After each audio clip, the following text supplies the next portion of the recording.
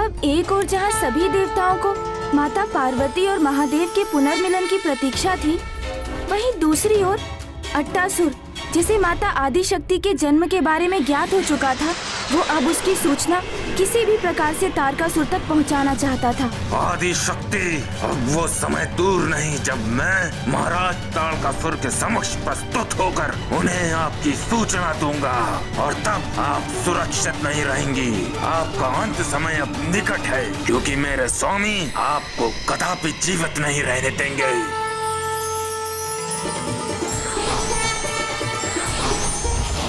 कामदेव!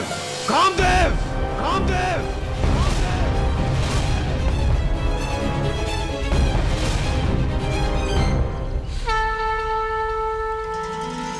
प्रणाम देवराज इंद्र। देवराज, क्या हुआ? आप इतने क्रोधित और चिंतित क्यों प्रतीत हो रहे हैं? देवता संकट में है और ऐसे समय में भी आप दोनों को नृत्य सूझ रहा है। अद्भुत! क्या आपको तनिक भी चिंता है देवताओं की? देवराज, ऐसा नहीं है कि हमें देवताओं की चिंता नहीं है, किंतु हम दोनों का अस्तित्व ना सिर्फ देवताओं के लिए है, अपितु संसार के संपूर्ण प्राणियों के लिए भी है। हमारे नृत्य संगीत से ही संसार भर में कामनाओं का विस्तार होता है और संसार के समस्त प्राणी अपने काम के वशीभूत होकर अपनी प्रजनन क्रिया को संपन्न करते हैं और इसी प्रकार संसार का चक्र आगे बढ़ता है। देवराज, आप इतने चिंतित, निरुत्साहित क्यों लग रहे हैं? क्या बात है? अंत निकट है। शीघ्र ही संसार का अंत होगा। फिर तो न संसार होगा, न जीव होंगे और न ही देवता। देवराज, यह आप क्या कह रहे हैं? संसार नष्ट होने वाला है? मैं कुछ समझा नहीं। आप कामदेव, संसार के प्राणियों में आप काम की भावना उत्पन्न करते हैं, उसे नियंत्रित करते हैं। इसलिए मैं आपसे अपने एक प्रश्न का उत्तर चाहता हूं। जहां पर काम की भावना की अत्यंत आवश्यकता है, वहां विरक्ति का भाव क्यों? यदि महादेव और माता पार्वती का विवाह होगा, तभी तो उन्हें पुत्र रत्न की प्राप्ति होगी और वही महादेव का पुत्र तारकासुर का अंत करेगा। और हम सभी कितने समय से इस क्षण की प्रतीक्षा कर रहे हैं, किंतु महादेव तो माता पार्वती की ओर देखते भी नहीं। वो तो सांसारिक भावनाओं का तज कर अत्यंत गहन ध्यान में विलीन है। इस प्रकार महादेव और माता पार्वती का विवाह कैसे संपन्न होगा? इसलिए अब आपको कुछ करना ही होगा। कामदेव, आप ही बताइए, मेरे मुख से ये चिंता सुनकर क्या आपको अभी भी विश्वास है कि आप अपना कर्तव्य पूर्ण रूप से निभा रहे हैं? कामदेव, आपको महादेव के भीतर काम और आकर्षण जागृत करना ही होगा। काम और आकर्षण जागृत करना ही होगा। काम और आकर्षण जागृत करना ही होगा।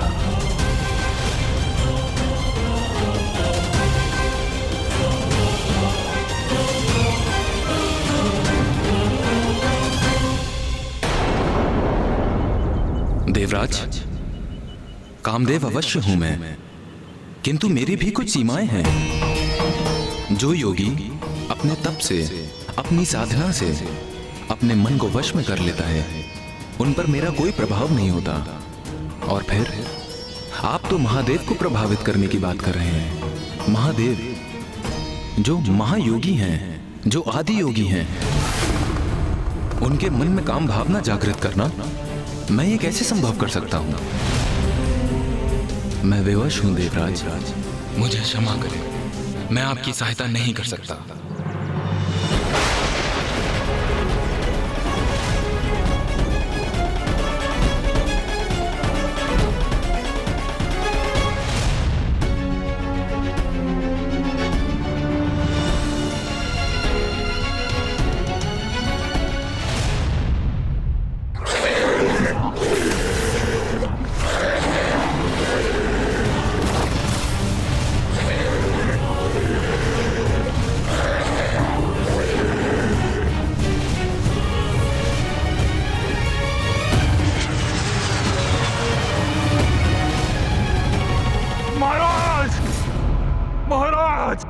महाराज,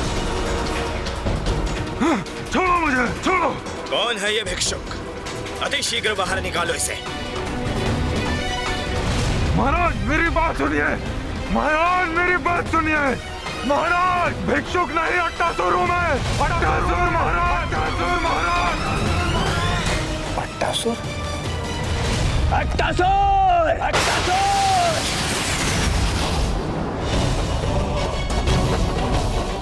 रुको!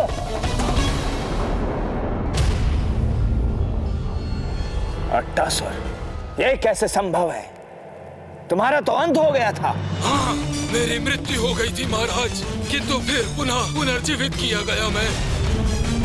किंतु मरे हुए को कौन जीवित करता है मूर्ख? महाराज देवी आदिशक्ति, देवी आदिशक्ति, देवी आदिशक्ति। हाँ महाराज, और देवी आदि शक्ति का जन्म हो चुका है, वो भी एक मानव रूप में। अब तो वो 16 वर्ष की आयु भी प्राप्त कर चुकी है। आप सावधान हो जाइए महाराज, शीघ्र उन देवी का कुछ उपाय।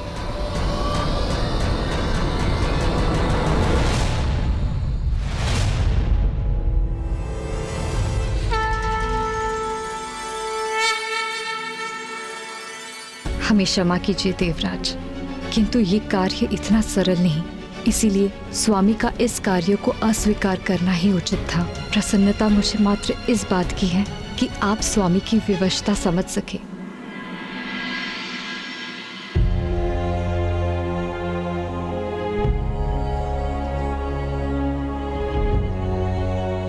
दाता की परीक्षा दुर्भिक्ष में, और एक शूरवीर की परीक्षा रणभूमि में, एक मित्र की परीक्षा आपत्ति के समय में, और एक स्त्री की परीक्षा उसके पति के असमर्थ होने में ही होती है। मैं यहां देवराज इंद्र होने के नाते नहीं, आपके मित्र के रूप में उपस्थित हुआ हूं, और मैं आपसे मात्र मेरी ही नहीं, समस्त देवताओं की सहायता की याचना कर रहा हूं।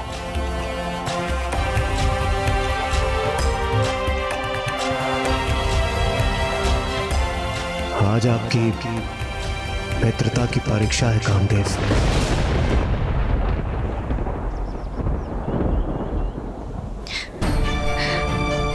नहीं स्वामी, नहीं।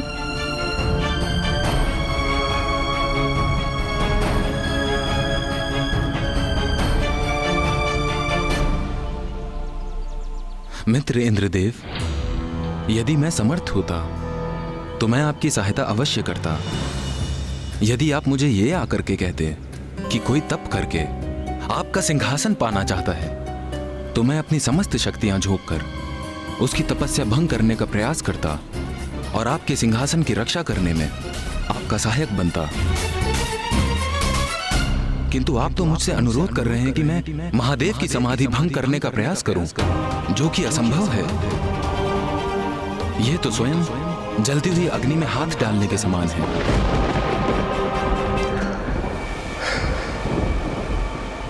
मुझे ज्ञात है कामदेव, मैं आपको वो कार्य करने के लिए कह रहा हूं जो असंभव है, किंतु इस असंभव को संभव करने से ही देवताओं की रक्षा संभव है। क्योंकि ताड़कासुर का अंत महादेव और माता पार्वती का वो पुत्र करेगा जिसका जन्म महादेव के भीतर माता पार्वती के प्रति उत्पन्न होने वाले काम भाव से होगा। और ये कार्य आपकी सहायता के बिना सर्वथा असंभव है। धृष्टता क्षमा कीजिए देवराज, परंतु आप ये समझने में असमर्थ क्यों हैं कि महादेव महायोगी हैं, माता पार्वती उनके निकट है, फिर भी उन्हें उनकी उपस्थिति का आभास भी नहीं हो रहा, अर्थात उन्हें अपने भावनाओं पर पूर्ण नियंत्रण है। ऐसी अवस्था में स्वामी का सर्वाधिक शक्तिशाली बाण भी महादेव को प्रभावित नहीं कर सकेगा। आप मित्रता और धन परायणता की गुहार लगा रहे हैं, परंतु महादेव पर बाण तो मेरे पति को साधना है। यदि महादेव पर उस बाण का कोई प्रभाव नहीं हुआ तो, और महादेव का क्रोध जागृत हो गया तो महादेव की क्रोधाग्नि से मेरे स्वामी की रक्षा कौन करेगा? देवी रति, आप व्यर्थ में ही चिंता कर रही हैं। मैं स्वयं महादेवताओं के साथ उपस्थित रहूंगा।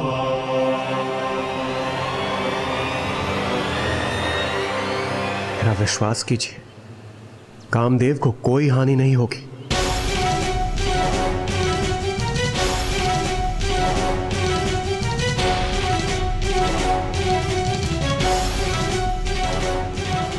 नहीं, मैं निश्चिंत होने में असमर्थ हूं। ये तो स्त्री स्वभाव के अनुरूप है। नारी सदा पुरुष को दुर्बल ही बनाती है। देवी रति का व्यर्थ का भय और उनकी आशंका मेरी योजना में बाधा उत्पन्न कर रही है। नहीं, मुझे किसी अन्य युक्ति से उनके इस भय को दूर करना ही होगा।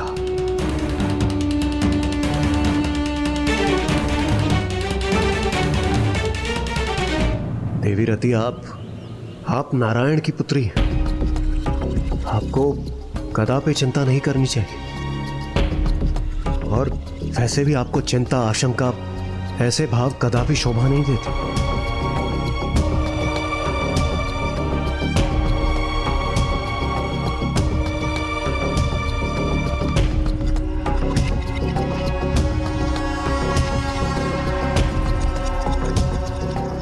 प्रिय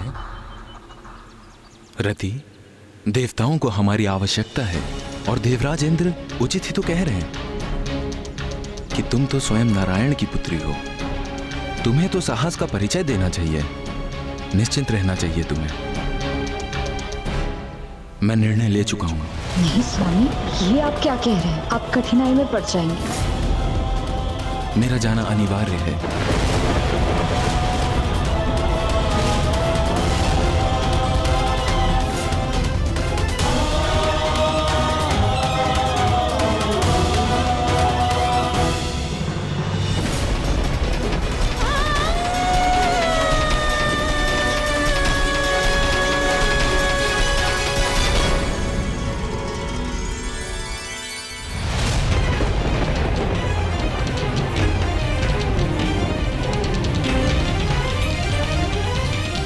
स्वामी, स्वामी, स्वामी।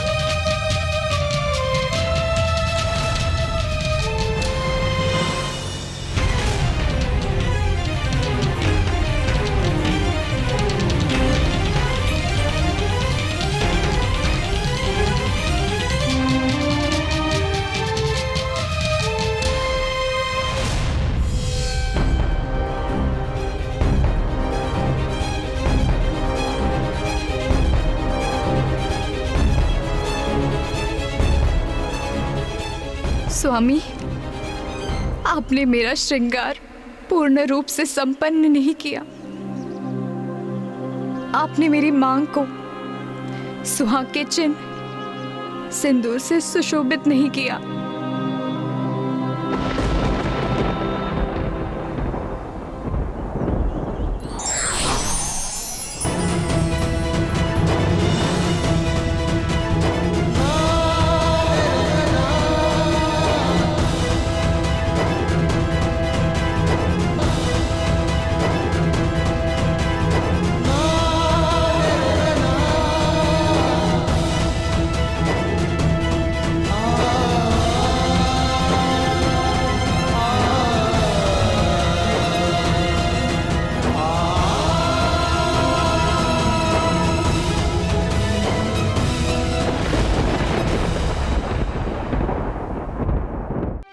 एक ओर देवराज ने कामदेव को मना लिया था, किंतु दूसरी ओर वो अट्टासुर तारकासुर का विश्वास अभी तक प्राप्त नहीं कर सका था।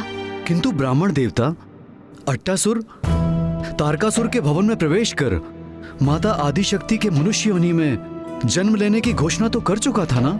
ये तो सत्य है महाराज, किंतु तारकासुर इतनी सरलता से इस सत्य को कहां स्वीकार करने वाला था?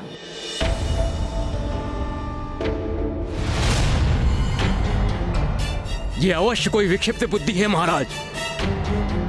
कुछ दिवसों से आप पर घात लगाए हुए बैठा था। अच्छा, मृत्यु हो गई क्या तेरी?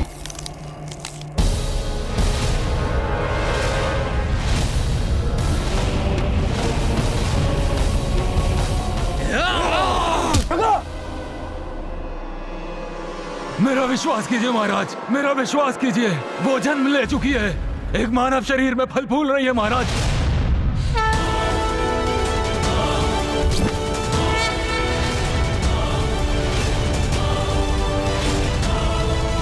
मैंने कहा था ना महाराज, ये कोई विक्षिप्त बुद्धि है, कुछ भी अनर्गल बड़बड़ाता रहता है। महाराज, मैं आपका निष्ठावान सेवक हूँ महाराज, मैं सत्य कह रहा हूँ महाराज, वो वहाँ है महाराज। मुझे एक अवसर दीजिए महाराज, कृपया करके मुझे एक अवसर दीजिए महाराज। मैं स्वयं आपको ले चलूंगा कुलदेवी आदिशक्ति तक, मेरा विश्वास कीजिए महाराज।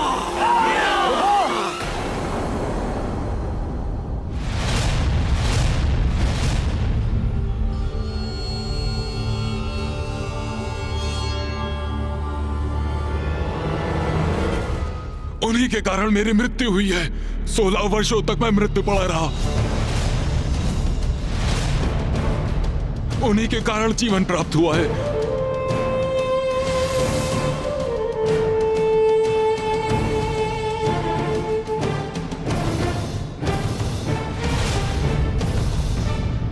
किंतु अब उन देवी का काल बनूंगा मैं। मुझे एक अवसर दीजिए, मुझे एक अवसर दीजिए, मुझे एक अवसर दीजिए।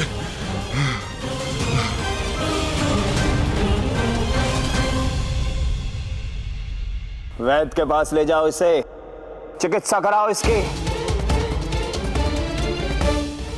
चिकित्सा इसकी? क्यों महाराज?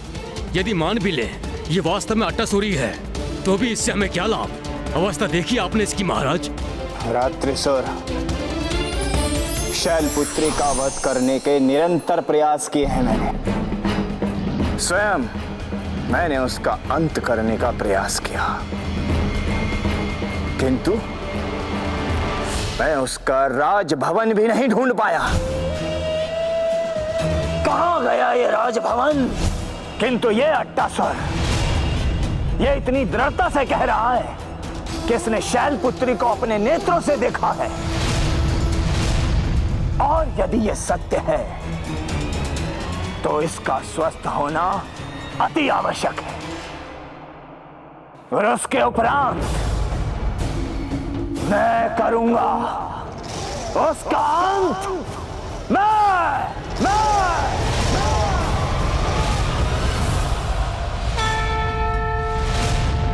तारकासुर संपूर्ण सृष्टि के लिए एक संकट तो बन ही गया था, उससे भी बड़ा एक महासंकट तो देवराज इंद्र अब स्वयं उत्पन्न करने जा रहे थे। इंद्रदेव कामदेव के साथ उसी गुफा की ओर बढ़ रहे थे जहां महादेव समाधि में लीन थे, और संयोगवश वहां एकमात्र माता पार्वती ही महादेव की सेवा हेतु उपस्थित थी।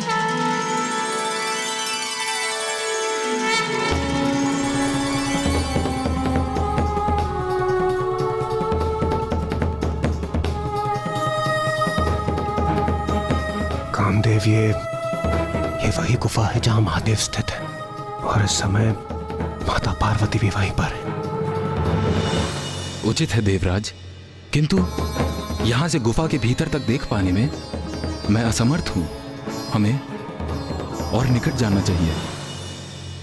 और निकट जाना होगा, किंतु मैं तो गुफा से सुरक्षित दूरी पर रहना चाहता था।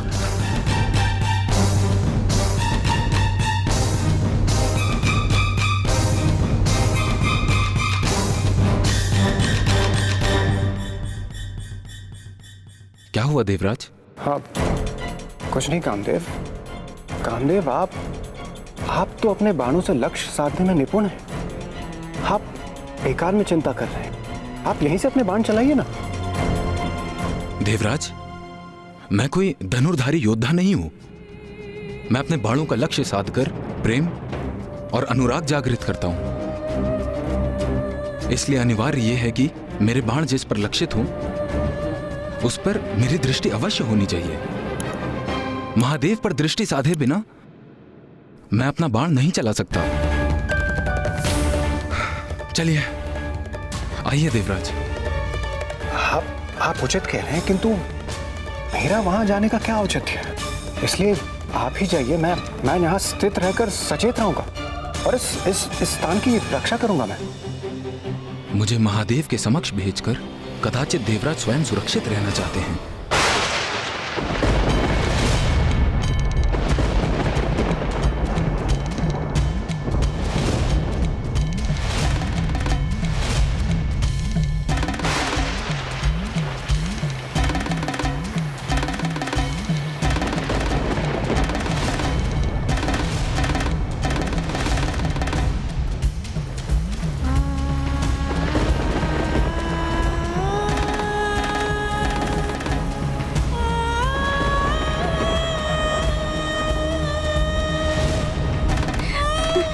मेरी मांग का सिंदूर धुल गया।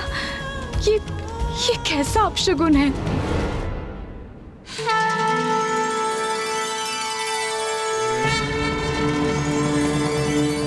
प्रभु ने आज भी फलाहार नहीं किया।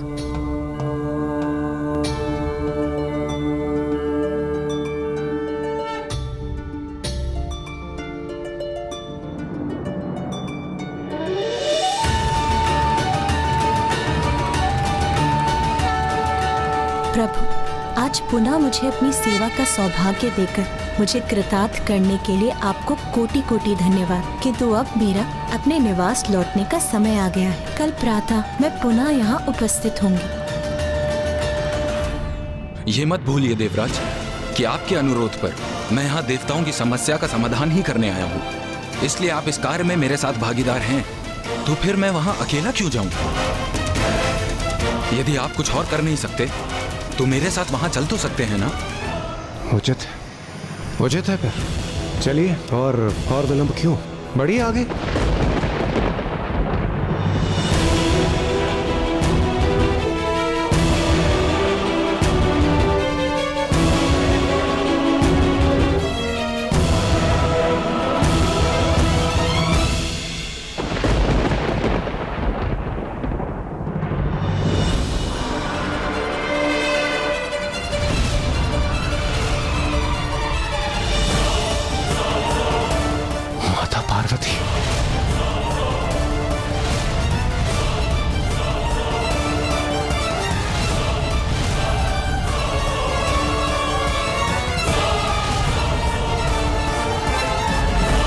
माता पार्वती ने हमें देख लिया तो अनर्थ हो जाएगा देवराज।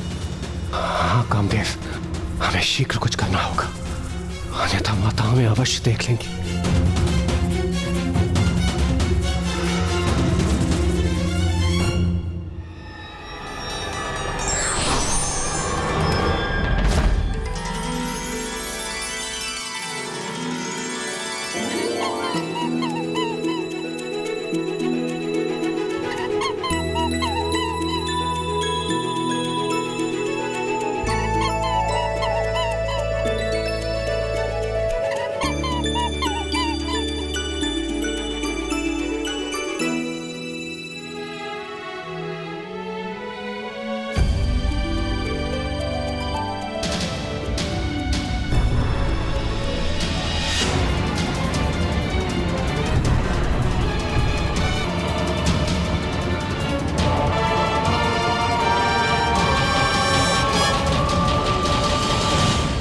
किसी प्रकार हमारी रक्षा हो ही गई। तनिक अवकाश ही शेष था, अन्यथा माता की दृष्टि हम पर अवश्य पड़ जाती।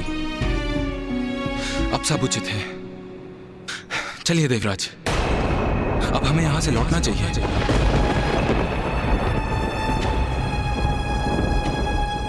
लौटना चाहिए? किंतु क्यों? कामदेव, हम यहाँ एक महत्वपूर्ण कार्य करने आए हैं। जब तक हम उसे पूर्ण नहीं करते हम यहाँ से नहीं जाएंगे। नहीं देवराज, अब उसका कोई लाभ नहीं। मैं महादेव पर तभी बाण साध सकता हूं जब माता पार्वती उनके समक्ष हों, जिससे मेरा बाण जब महादेव को स्पर्श करे और वे अपने नेत्र खोलें तो माता को अपने समक्ष देख उनके प्रति प्रेम और स्नेह का भाव जागृत हो सके। ओह, तो अब मैं समझा, ये आपकी रणनीति थी। इसलिए तो आप इतना तर्क वितर्क कर रहे थे। आप यही चाहते थे ना कि समय व्यर्थ हो जाए और माता गुफा के बाहर आ जाए और आपको अपना कार्य भी ना करना पड़े। क्यों कामदेव?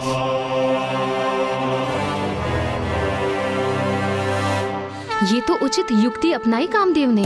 विलंब कर अनर्थ होने से रोक दिया उन्होंने।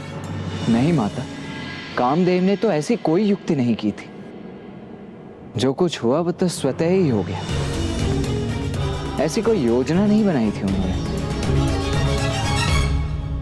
ये तो नियति ही थी कि माता उसी समय गुफा से बाहर आ गई। किंतु जो होने वाला होता है वो होकर ही रहता है। नियति को तो कोई भी टाल नहीं सकता। अर्थात ब्राह्मण देवता। नाथ, देवी पार्वती एक और दिवस पूर्ण निष्ठा से महादेव की सेवा कर लौट गई हैं। प्रिय, हमें धीरज नहीं खोना चाहिए। जो भी होगा उचित होगा, दिव्य योजना के अनुसार ही होगा। देवी पार्वती तो कल पुनः लौटेंगी, इसलिए हमारा प्रतीक्षा करना ही उचित होगा। ब्रह्मदेव तो पुनः ध्यान में चले गए। यही उचित अवसर होगा उनकी दृष्टि से बचकर योजना को क्रियान्वित करने का। किंतु इंद्रदेव कहाँ हैं? वहां है इंद्रदेव, कामदेव के साथ। किंतु महादेव पर कामदेव का बाण लक्षित हो, उसके स्थान पर ये दोनों एक दूसरे पर कठोर शब्दों के बाणों के वार कर रहे हैं। बस देवराज, बहुत हुआ। सर्वप्रथम आपने निवास स्थान पर आकर मुझ पर कर्तव्य ना निभाने का दोष लगाया और अब अकारण विलंब करने का दोष लगा रहे हैं।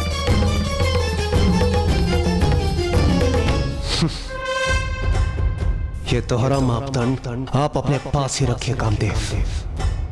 वैसे आप उस समय भी मेरी योजना को लेकर उत्साहित नहीं थे, और अब भी आप ही के कारण हमने एक उत्तम अवसर गंवा दिया।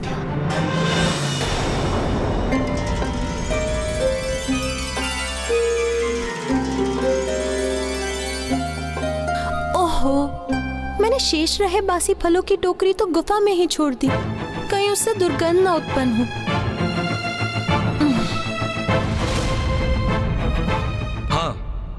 मैं मानता हूं, मैंने ना अवश्य कहा था, किंतु उसके उपरांत मैंने आपकी योजना को स्वीकार भी तो किया, और अब मैं आपके सामने यहां उपस्थित भी हूं। किंतु मैं आपके दोषारोपण को और नहीं सहूंगा। कामदेव रुकिए।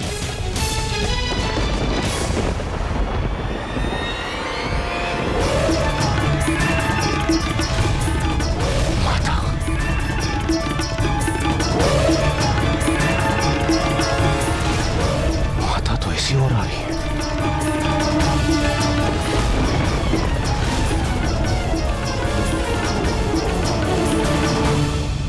कामदेव, आइए, शीघ्रता कीजिए।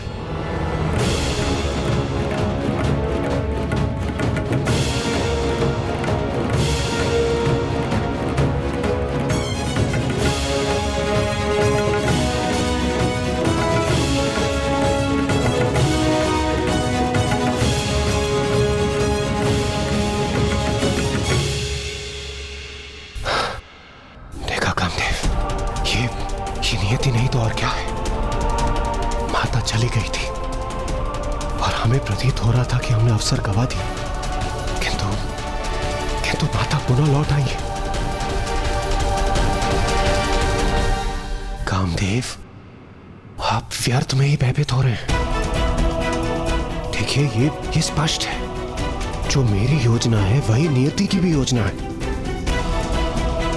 इसलिए आप आश्वस्त रहिए, हम जो कुछ भी कर रहे हैं सर्वथा वही उचित है। देखिए, माता भी गुफा में है, आप जाइए। देखिए, हमें नियति ने एक और अतिरिक्त अवसर दिया है, इसे गंवाना उचित नहीं होगा कामदेव।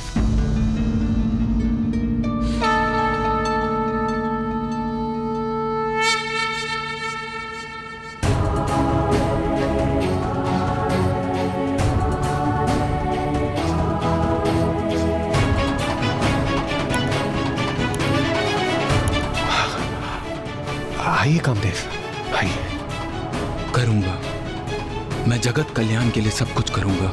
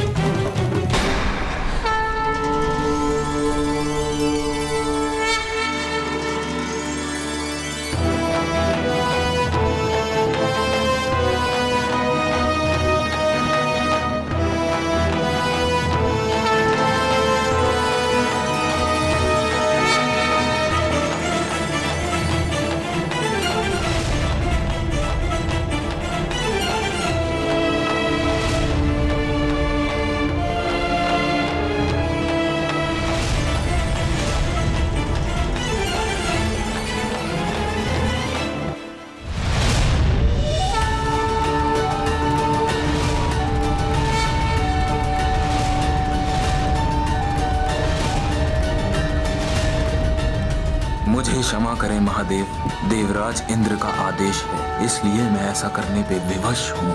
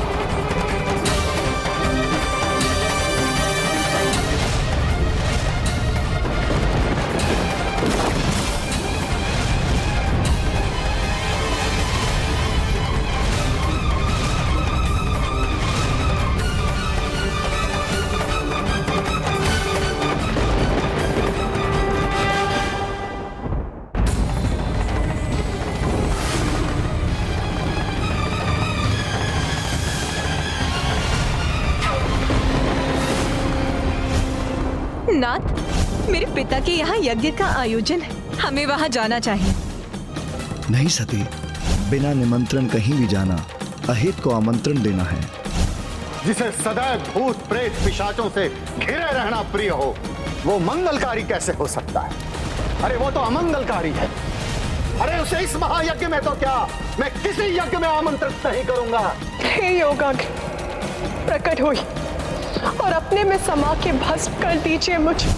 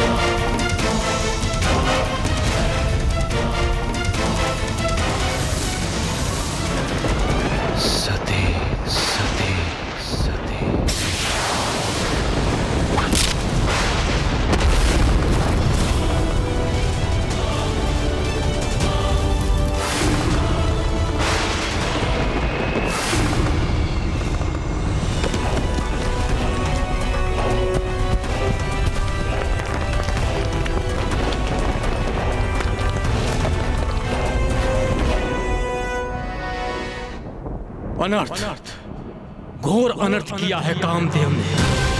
हमें अभी वहां जाना होगा।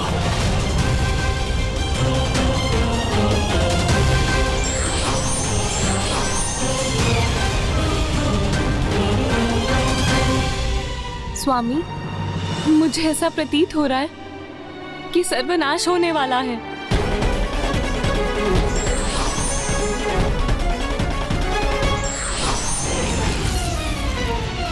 देवगण, इंद्रदेव, ये क्या अनर्थ कर दिया आपने?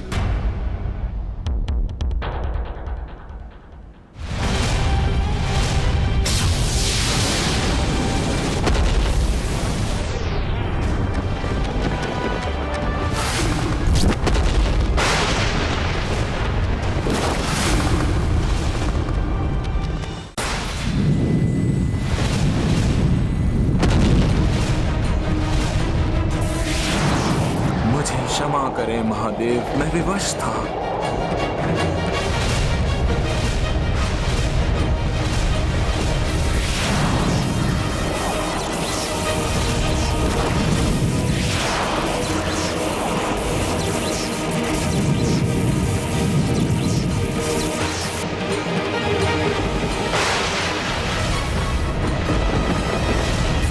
मेरा जाना अनिवार्य है। स्वामी, आपने मेरी मांग को सुहाग के चिन्ह सिंदूर से सुशोभित नहीं किया।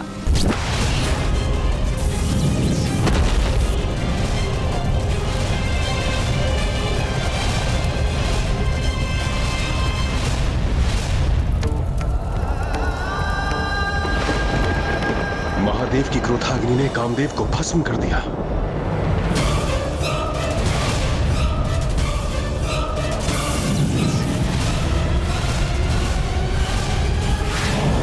ये क्रोधाग्नि तो अब हमारी ओर बढ़ रही है। बचिए देवगणों।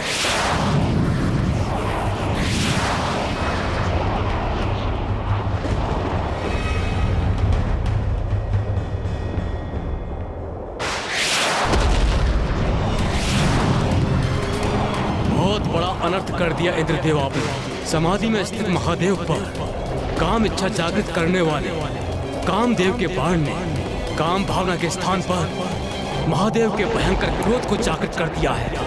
और अब महादेव के तीसरे नेत्र से उत्पन्न हुई ये अग्नि पूरे संसार को भस्म कर देगी। सर्वनाश हो जाएगा, सर्वनाश।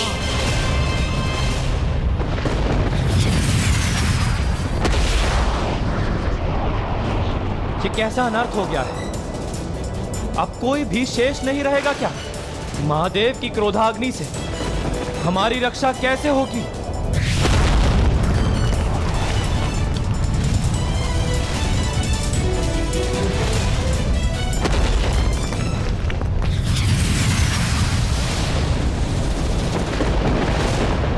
संपूर्ण ब्रह्मांड महादेव की क्रोधाग्नि से प्रभावित है।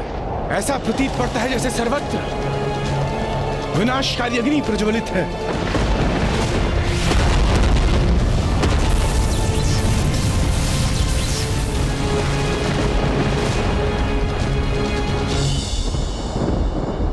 मुझसे बहुत बड़ी भूल हो गई। नारायण, कृपा कर कुछ कीजिए, अन्यथा इस सृष्टि का विनाश हो जाएगा, कुछ भी नहीं बचेगा।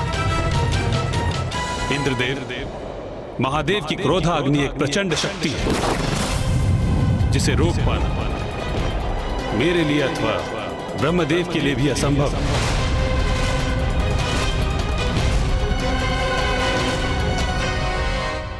स्वयं ब्रह्मदेव और नारायण महादेव की क्रोधाग्नि को रोकने में अक्षम थे।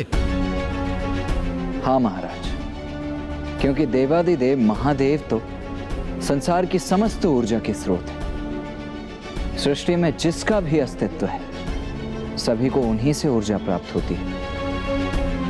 और जब वो ऊर्जा विस्फोटक रूप लेकर प्रवाहित होती तो फिर समस्त संसार में उस क्रोधाग्नि को नियंत्रित करने की शक्ति नहीं है और उसे थामना तो कदाचित संभव ही नहीं है। तो फिर महादेव की क्रोधाग्नि से नष्ट होते सृष्टि की रक्षा का क्या उपाय था?